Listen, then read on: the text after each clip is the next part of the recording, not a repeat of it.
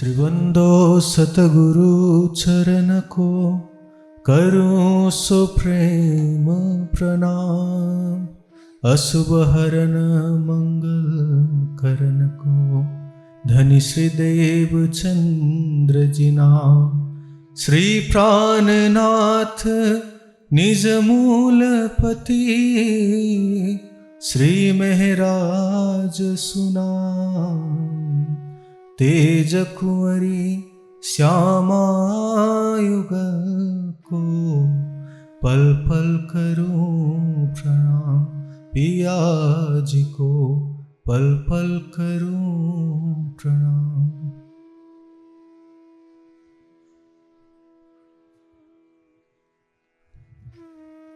खुले ना बंध बिना बांधे विध विध खोले जाए। ये माया मोहरे देख के उलझ रहे सब माहे, उलझ रहे सब माहे। जागो जगाऊं जुगत सो। सभी उपस्थित आत्माओं को प्रणाम। जैसे रात होता है उसके पश्चात दिन अवश्य आता है, उसी प्रकार से जब वर्षा ऋतु होती है उसके बाद धूप हमेशा खिलता ही। मनुष्य ये सोचता है कि दुख के घड़ी के बाद सुख कब आएगा, लेकिन उस इंतजार के घड़ी के पश्चात भी जब सुख की एक क्षण आने के पश्चात फिर से दुख आ जाता है तो वो चेतना, वो मनुष्य घबरा जाता है कि क्या इस संसार में मुझे अखंड सुख और शांति भी मिलेगा भी या नहीं। मनुष्य अनंत जन्म से इस दुनिया में है। ऐसा नहीं कि हम जो 20 साल 30 साल 40 साल या 60 साल 80 साल के हो गए हैं उतना ही हमने इस जीवन को जिया है। ये जीवन अनंत काल से इस दुनिया में हम रह रहे हैं, लेकिन उस जीव को यह संबोधित किया जा रहा है कि वो अनंत काल से है। लेकिन जो परम धाम से आई हुई आत्माएं हैं वो सिर्फ और सिर्फ 400 साल से ही यहाँ पे। आज उस जीव को भी जागना है, आज उस आत्मा को भी जागना है। जीव और आत्मा के जब तक संगम नहीं होगा, जब तक सिर्फ और सिर्फ ज्ञान के ही परिधि में रहकर हम यही सोचते रहेंगे और यही समझते रहेंगे कि मैं शरीर हूँ, मैं मन हूँ, मैं बुद्धि हूँ, मैं जीव हूँ या मैं आत्मा हूँ। यदि यही प्रश्न बारंबार करते भी रहेंगे तो भी उत्तर मिलने वाला नहीं है, क्योंकि शब्द के माध्यम से तो हमें कब से उत्तर मिल चुका है। हमें ये सबको विदित है कि हाँ, परम धाम से वो परम धाम की आत्माएं आई हुई हैं। स्वयं अक्षरधाम से भी वहाँ पे जो बनी हुई ईश्वरी सृष्टियाँ हैं वो भी इस दुनिया में आई है। उसी प्रकार से आदि नारायण को जो सृष्टि है, जीव सृष्टि, वो भी यहाँ पे मौजूद है। लेकिन जब प्रश्न पूछा जाता है कि आप कौन हैं, तब प्रश्न का उत्तर उसी प्रकार से जो मौलवी को पूछा गया था कि तुम कौन से पैदाइश हो, उस 5 पैदाइश में तुम कौन हो, तब वो भी अटक गया था। वो भी ये बता नहीं पाया था कि मैं कौन सा पैदाइश हूँ। उसी प्रकार से आज आपको यदि सच में पूछा जाए कि आप सच में ब्रह्म सृष्टि हैं, जीव सृष्टि हैं या ईश्वरी सृष्टि हैं, तो निश्चित रूप से कोई भी यहाँ पे बताने के लिए तैयार नहीं है। क्यों? क्योंकि आज दिन तक हम सिर्फ सुनाए हुए बातों पर चल रहे हैं। मनुष्य तब तक सुने हुए बातों पर चल सकता है जब तक उसके अंदर बुद्धि ना हो, जब तक वो जागृत ना हो, जब तक वो नींद की अवस्था में। लेकिन जब थोड़ा सा भी ये सचेतन आ जाए, जब बच्चे को पता चल जाए, थोड़ा सा आप भी सोचिए, बचपन में चाहे कोई भी कुछ भी कह दे, हम हाँ करके उसको मान लेते थे। लेकिन जब 20 साल के 25 साल के हो गए तो हमने प्रश्न पूछना प्रारंभ किया, हमने थोड़ा सा चिंतन करना प्रारंभ किया कि जो ये कह रहे हैं उसके पीछे सत्य भी है या नहीं। आज इस समय में पृथ्वी गोल है या नहीं है, इस विषय में प्रश्न चल रहा है फिर से। वैसे तो पूर्व काल में ही भूगोल है करके बता दिया गया था, और उसी प्रकार से पहले के जो बाइबल है उसमें ये लिखा गया, ऐसा बताया जाता है कि वो जो अर्थ है वो फ्लैट है। लेकिन जब दोनों विपरीत ज्ञान के मिलाप होने के कारण जो संशय पैदा हुआ, उसमें ये थोड़ा सा इच्छा प्राप्त हुआ कि हाँ सत्य क्या है। लेकिन आप सोचिए कि पृथ्वी यदि चपटा भी हो या पृथ्वी गोल हो, उससे हमें क्या लेना देना। आज आप इस संसार में जी रहे हैं, वही मुख्य बात है। लेकिन यदि आप ये प्रश्न नहीं पूछेंगे कि इस शरीर के छूटने के बाद क्या होगा, तब जाकर आपकी बड़ी भूल हो जाएगी। जिस श्वास को आप ले रहे हैं, यदि आप ये नहीं सोचेंगे कि जिस नींद की अवस्था में मैं रह रही हूँ या रह रहा हूँ, यदि इसी जन्म में मैं जागृत अवस्था तक नहीं पहुँचूंगा, तो जो यहाँ पे कहते हैं कि मरने के बाद धाम गमन होता है, कोई कहते हैं कि स्वर्ग, कोई कहते हैं कि वैकुंठ, लेकिन क्या सच में वो स्वर्ग, वैकुंठ या परम धाम पहुँचते हैं? हर कोई सिर्फ ये कहने में इच्छा करते हैं कि हम आत्माएं हैं, तो हम मरने के बाद सीधा परम धाम का टिकट काट चुके हैं। लेकिन ऐसा नहीं है। जब तक हम जागृत अवस्था तक नहीं पहुंचते हैं, जब तक हम जागृत नहीं हो जाते हैं, जब तक हम स्वयं नहीं देखते हैं, तब तक आप भी स्वयं ये नहीं कह सकते हैं कि हाँ मैं परम धाम के अधिकारी हूँ। आत्मा तो वो अधिकारी है ही, ऐसा नहीं कि आत्मा को कोई उस दुनिया से निकाल सकता है। धाम धनी भी ये कहा जाता है कि उस परम धाम से उस आत्मा को नहीं निकाल सकते। लेकिन आज आप क्या दावा लेकर बोल सकते हैं कि मैं जागृत हूं? बात बहुत बड़ी बड़ी हम कर लेते हैं कि आँखा खोलो तो आप अपनी निरखत धनी श्रीधाम। आप क्या करना है? आपको आत्मिक आंख खोलना है और धाम धनी को देखना है। सुबह जब मंच लगता है ध्यान शिविर का, चितौनी का, तो हम आंख बंद करते हैं तो किस किस को धामधनी के चरण कमल दिखाई देते हैं? कौन ये दावा ले सकता है कि हाँ सच्चे रूप से जो मेरा मन है, मैं सच्चे रूप से धामधनी की नजर पर नजर मिलाकर देख पा रहा हूं? लेकिन जब बारी आती है जागृत होने के लिए, जब बारी आती है जागृत होने के फल लेने के लिए, तब तो हर कोई वहां पे आगे और अग्रसर रहता है। लेकिन कर्म करने की जब बारी आती है, क्योंकि जागृत होने के लिए बहुत बड़ा कर्म करना पड़ता है। आप चाहे शेरपुर वाले महाराज जी को ले लीजिए, राम रतन दास जी को, चाहे मंगलपुरी धाम के महाराज जी को ले लीजिए, कितने परमहंस हुए, उन्होंने अपने जीवन में दुख को झेलते हुए आगे बढ़े। जब दुख के सामना करने के बाद भी वो पीछे नहीं हटे, तब जाकर धामधनी उनके ऊपर प्रसन्न होकर उनको क्या देते हैं? वो रस देते हैं, वो प्रेम देते हैं और दर्शन देते हैं। आज जब हमें थोड़ा सा दुख आता है तो हम पीछे हटने का प्रयास करते हैं। बहुत हंसी वाली बात है, मैंने इतना तक सुना है कि स्वयं जो सुंदर साथ बन चुके हैं, जिसने तारतम ज्ञान ले चुके हैं, जो धामधनी के सेवा पूजा करते हैं, वो भी आज दूसरे समाज में जाने के लिए प्रेरित हो रहे हैं।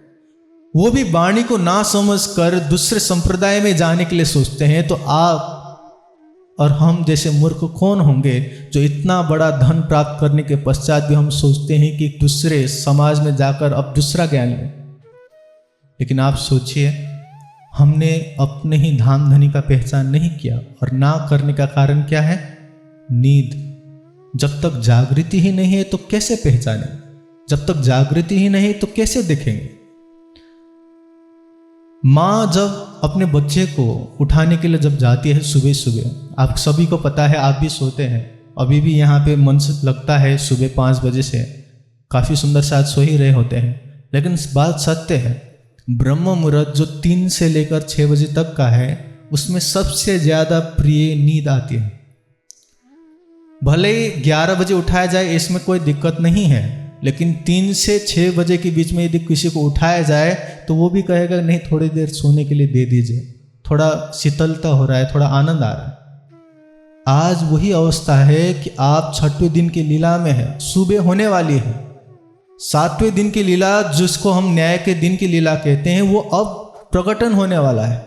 लेकिन इसी समय में गहरा नींद भी इसी समय में होगा, और इसी समय में जो सच्चा ब्रह्म आत्माएं होंगे वो अब इस नींद को हटाकर जागने का प्रयास करें। वो आचरण में दिखाई देगा। शब्दों के माध्यम से तो आज सब लोग परमहंस हैं, शब्दों के माध्यम से तो हर कोई आज ब्रह्म आत्मा कहलाते हैं, लेकिन जो दिखाई देता है वो क्या है? वो कर्म है, और कर्म से ही आप अपने आप को ब्रह्म आत्मा कहला सकते हैं।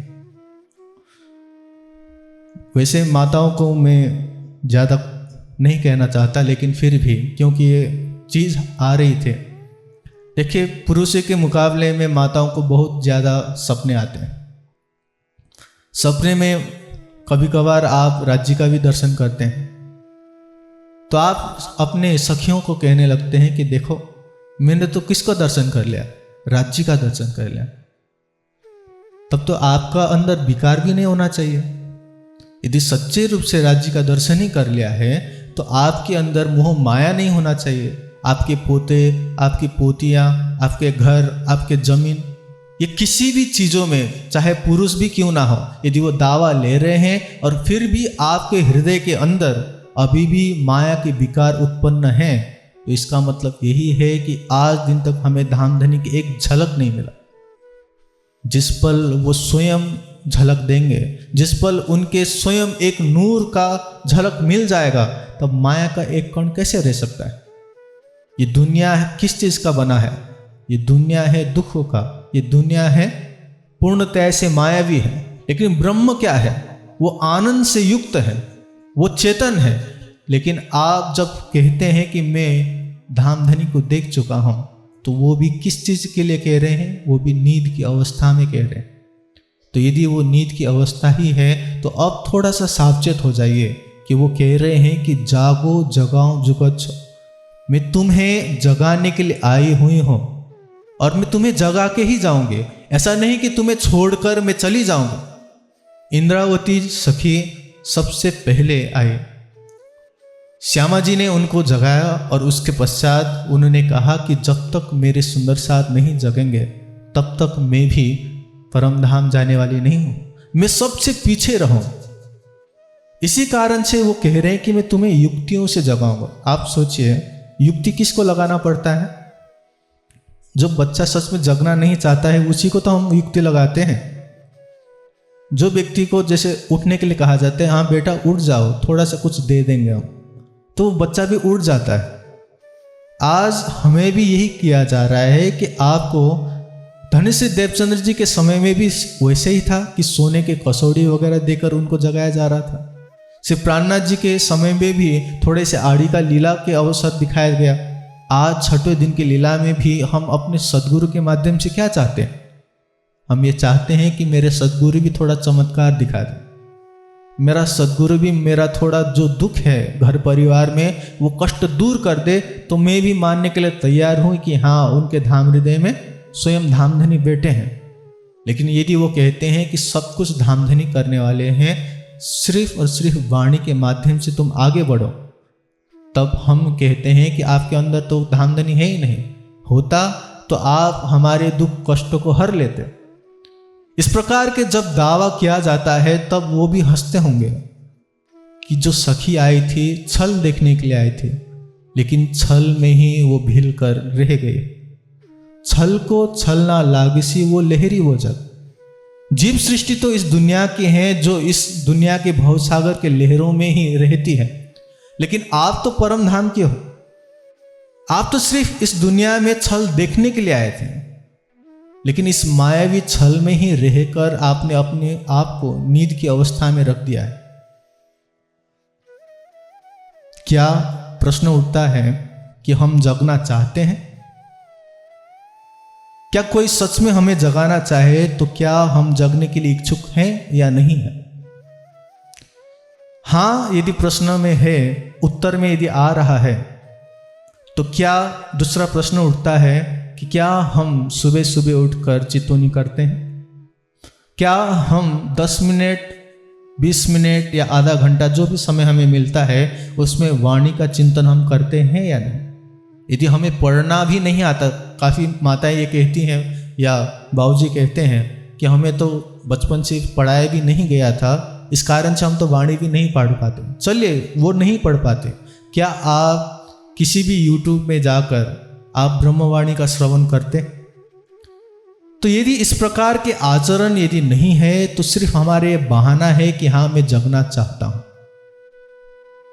और सिर्फ चाहने से यदि हो जाता तो आज यहाँ बैठे हुए जितने भी सुंदर साथी हैं हम हैं सब परमहंस अवस्था में होते।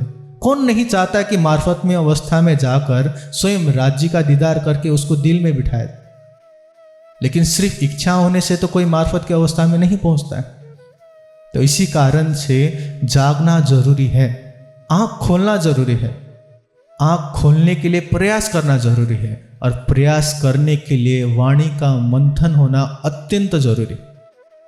लेकिन आज हर कोई क्या कहता है, वैसे काफ़ी बार ये कहा जा चुका है, जो महाराज जी ने कह दिया वो सब कुछ हमारे लिए ब्रह्म वाक्य है, तो इसीलिए हम तो कुछ सुनना भी नहीं चाहते। जब महाराज जी ने ही कह दिया है तो हम वाणी क्यों पढ़ें, दूसरे महाराजों का कुछ ज्ञान क्यों श्रवण करें। आज तो प्राणनाथ जी को भी हम क्या कहते हैं, महाराज शब्द से ही तो पुकारते हैं, प्राणनाथ जी महाराज। लेकिन महाराज किसको कहते हैं? महाराज देखिए, महाराज शब्द हम लगा रहे हैं, दूसरा एक ये है विवेकानंद स्वामी करके भी है। जैसे स्वामी करके भी हम किसको पुकारते हैं, प्राणनाथ जी को पुकारते हैं। आज समाज में जब आप जाते हैं, विवेकानंद जी, दयानंद जी, सबको स्वामी करके पुकारे। हाँ, हमारा जो भाव है वो अच्छा है। स्वामी का मतलब क्या होता है, प्रियतम परमात्मा के लिए स्वामी कहा जा रहा है। लेकिन समाज में यदि आप जाकर ये पुकार रहे हैं कि स्वामी प्राणनाथ महाराज, तो जो 108 लगाकर बैठे हुए हैं, जो 1000 1,08 लगाकर बैठे हुए जो महाराज हैं, श्री प्राणनाथ जी ने तो कुछ लगाया भी नहीं।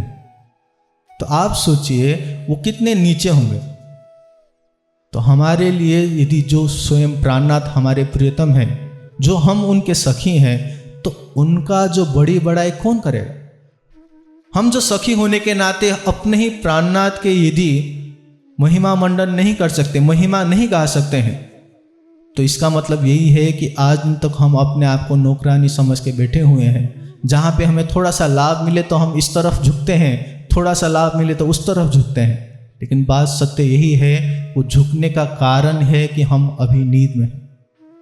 तो नींद की अवस्था को जागृत करने के लिए कहा जा रहा है बारंबार कि अब तुम क्या करो, तुम इस नींद को हटाने के लिए कह रहे हैं, जागो जगाओ जुगत सो, छोड़ो नींद विकार। तुम इस नींद के विकारों को छोड़ दो। अब यहाँ पे कह तो दिया कि हाँ जी आप नींद के विकार को छोड़ दीजिए। शराबी को शराब छोड़ने के लिए कहा जाता है, वो कहता है कि हाँ जी मैं छोड़ने के लिए तैयार हूँ। क्या चीज़ है, शराबी तो है, अभी चाहूँ तो अभी छोड़ सकता हूँ, लेकिन थोड़े दिन के लिए पीऊँगा और उसके बाद मैं छोड़ने के लिए प्रयास करूँगा। सिगरेट पीने वाला वही कहता है, आज के समय में मोबाइल देखने वाले वही कहते हैं कि हाँ आज थोड़ी सीरियल देखता हूँ, सीरियल देखने के बाद आज बस देखूँगा, कल से देखना बंद कर दूँगा। लेकिन बात क्या है, नशे का है। किसी को खाने का नशा है, किसी को देखने के नशा है, किसी को पहनने के नशा है, किसी को श्रृंगार करने का नशा है। मांस मछली शराब कैफ ये तो सब कुछ आप लोगों ने दूर कर दिया। भैरव सेठ ने तो 3 दिन में क्या कर लिया, दर्शन भी कर लिया। लेकिन हमने इतने साल हो गए तारतम लिया हुआ, इतने साल हो गए सब कुछ छोड़ा हुआ, लेकिन 3 दिन में दर्शन क्या, 30 साल हो गए फिर भी दर्शन नहीं हो रहे हैं। और कभी प्रश्न तक नहीं पूछा कि दर्शन क्यों नहीं हो रहा है। हम पूछने के लिए तैयार हैं कि हाँ दुख के संसार में हमें सुख क्यों नहीं मिल रहा है। हम ये पूछने के लिए तैयार हैं कि हमें भी इस दुनिया के जैसे कार धन दौलत कब मिलेगा। लेकिन कौन आत्मा है जो ये पूछेगा कि हाँ मैं परम धाम से आई हुई हूँ तो एक बार तो मुझे धामधनी का दर्शन हो, मुझे भी तो कोई ऐसे सद्गुरु बता दे मार्ग जिससे मैं भी अपने आत्मा का कल्याण कर सकूं। लेकिन प्रश्न हमारा वो है जो माया की ओर ले जाता है।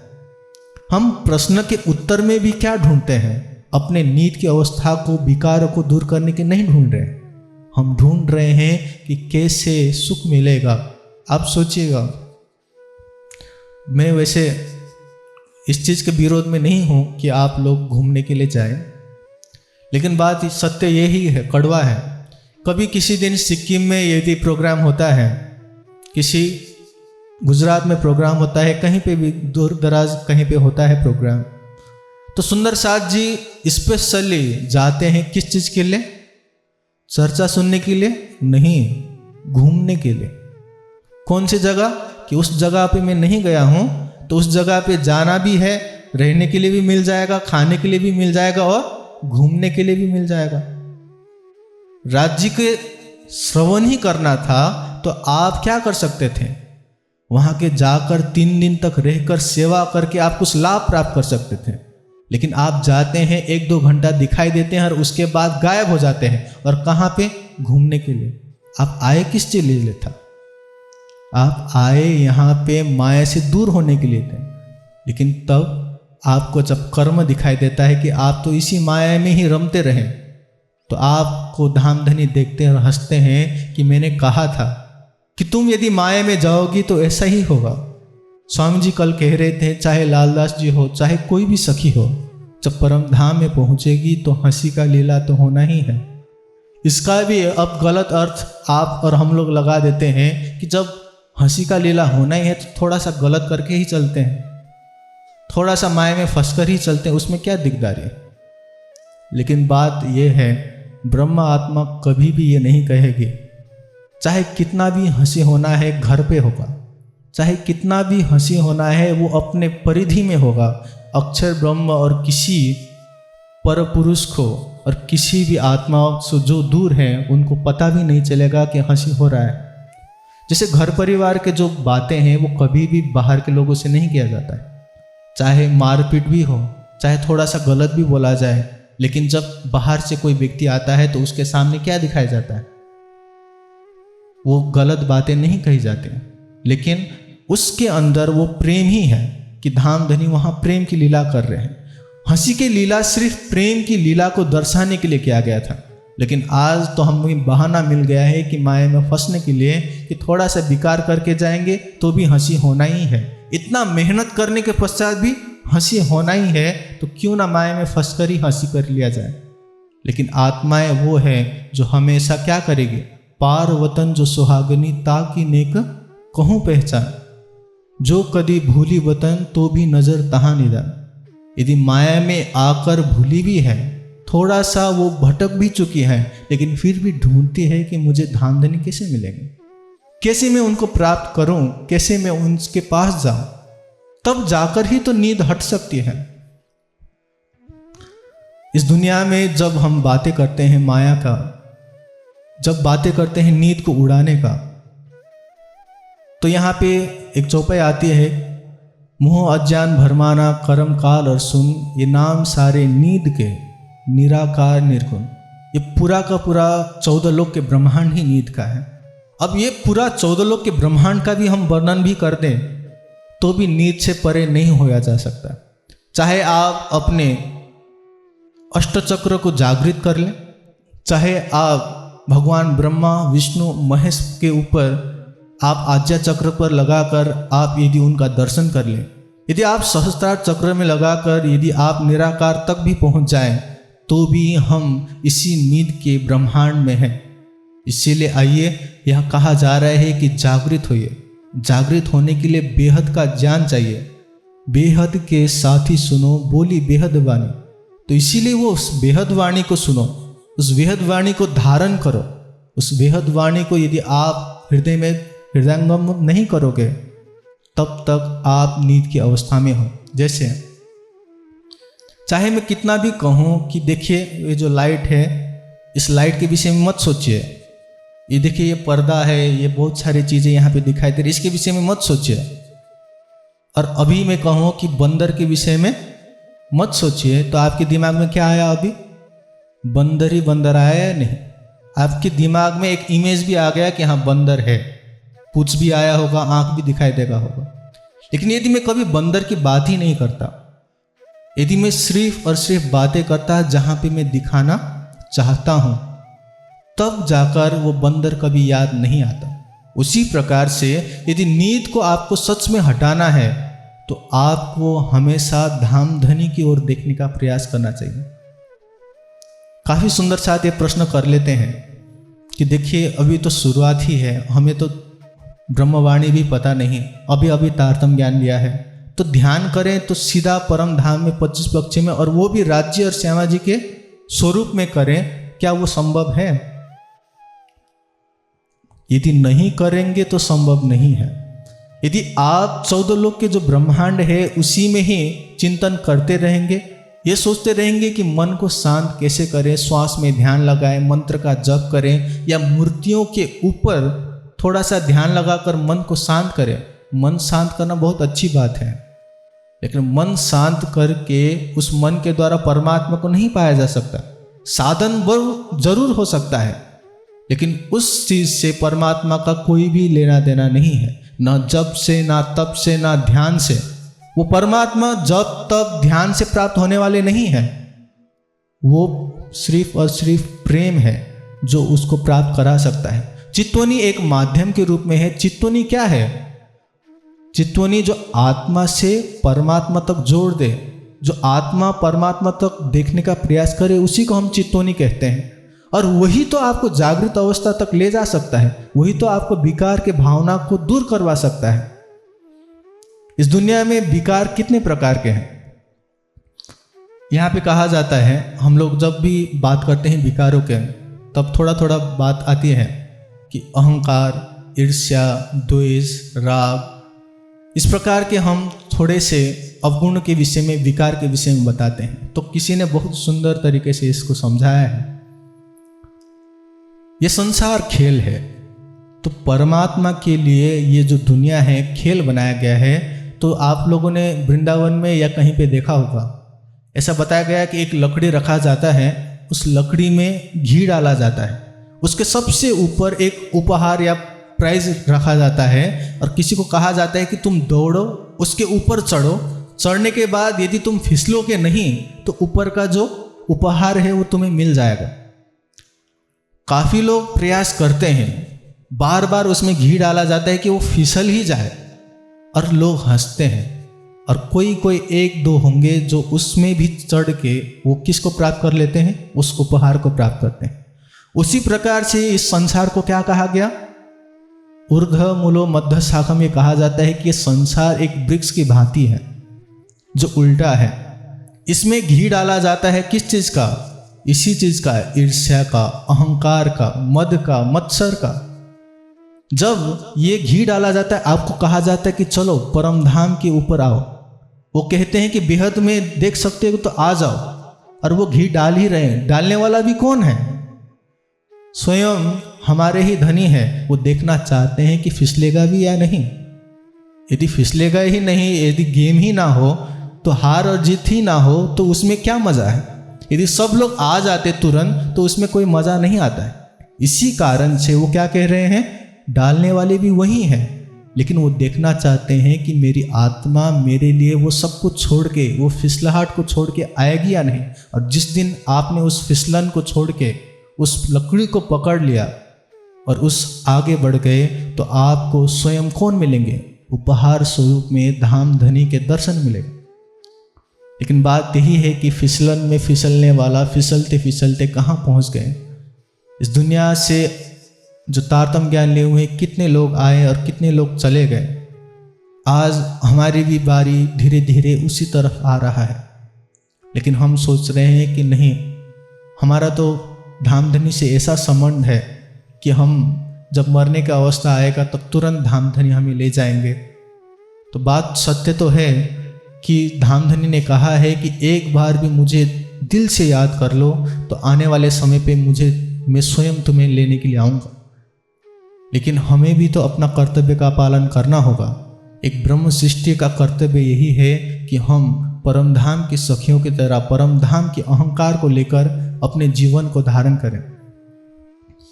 जागो जगाओ जुगत सो, छोड़ो नींद विकार, पहचान कराऊं पीऊ सो, सुफल करूं अवतार। इसीलिए यदि तुम इस विकार को छोड़ोगे तब जाकर तुम्हें मैं क्या कराऊंगा?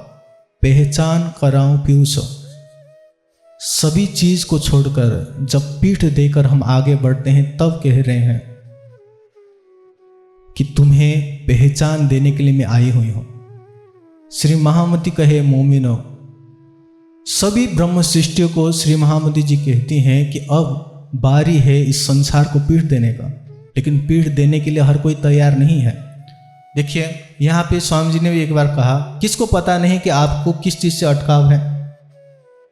आपको ये पता है या नहीं कि संसार में आपका जो मन है वो किस चीज में अटका हुआ है? क्या हमें बताने की जरूरत है? आप सबको पता है कि मेरा मन इस पदार्थ में, इस विषय में अभी तक लगा हुआ है। जिस दिन आपने उस विषय को छोड़ना प्रारंभ कर दिया, चलिए एक ही बार में ना किया हो, एक एक बार में एक एक चीज करते हुए भी जाएंगे तो भी पीठ देने के लिए आप माया को तुरंत अब सफल होंगे। लेकिन बात यह है कि आप सोचते हैं कि मंच के जो चर्चा है वो थोड़ा सा सुन के हमने अपने कर्तव्य का पालन कर दिया है, थोड़ा सा झाड़ू लगा के, थोड़ा सा हमने कुछ कार्य करके हमने अपने कर्तव्य का पालन कर दिया है।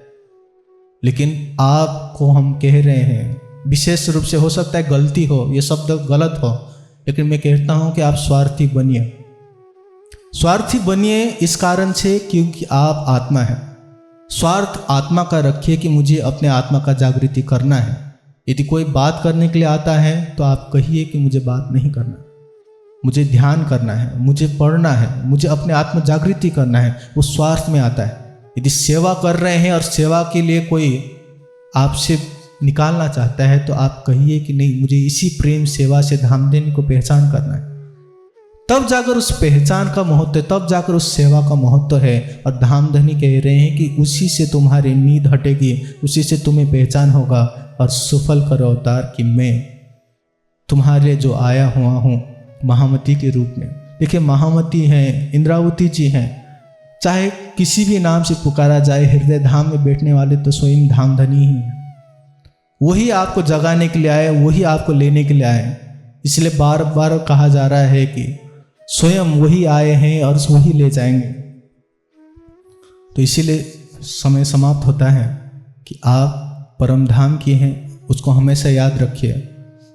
हर एक के जीवन में विकार आते ही हैं, चाहे परम अवस्था में भी क्यों ना हो। तो इसीलिए प्रयास करें कि जो दुनिया में आए हैं उस खेल को देखें।